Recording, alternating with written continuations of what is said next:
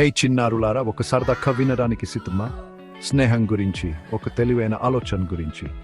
చాలా బాగుంది. తాబేలు, కొంగలు, చెరువు, స్నేహం కథ విందాం. ఒకప్పుడు ఒక అందమైన చిన్న చెరువులో ఒక ముసలి తాబేలు ఉండేది.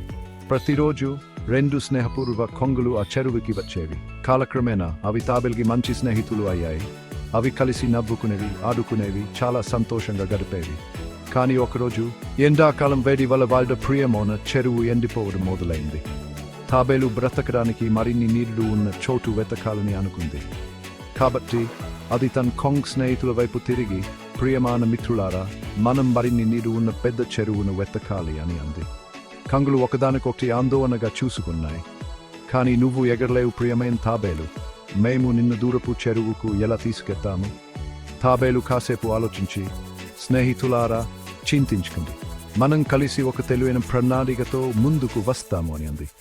బాగా ఆలోచించిన తర్వాత తాబేలుకి ఒక అద్భుతమైన ఆలోచన వచ్చింది. నాకు తెలుసు అని అరిచింది. మీరిద్దరూ ఒక గట్టి కర్రను తీసుకురండి. మీరు మీ ముక్కులతో ఒక చివర పట్టుకోండి, నేను మధ్యలో కరుకుంటాను.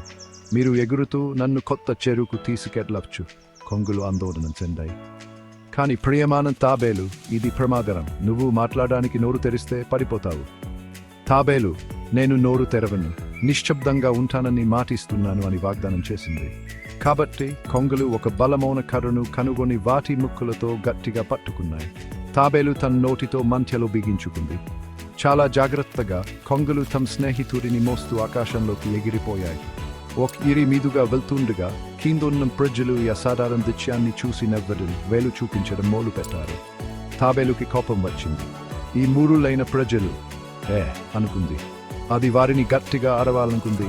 కానీ మాట్లాడటానికి నోరు తెరిచిన వెంటనే పట్టు కోల్పోయి నేల మీద పడిపోయింది. ఒక గ్రామస్తుడు త్వరగా తాబేలును ఎత్తుకుపోయాడు. ఆ రోజు మన తాబేలు ఒక విలువైన పాఠం నేర్చుకుంది. ఎల్లప్పుడూ సురక్షితమైన ప్రణాళికల గురించి ఆలోచించాలి మరియు వాటికి కట్టుబడి ఉండాలి. యొక్క నీతి ఏమిటి? చిన్నారులారా, ఎల్లప్పుడూ జాగ్రత్తగా సురక్షితమైన ప్రణాళికలతో ముందుకు రండి. చూసినందుకు ధన్యవాదాలు. మరిన్ని కథల కోసం లైక్ చేసి సబ్స్క్రైబ్ చేయడం. By by.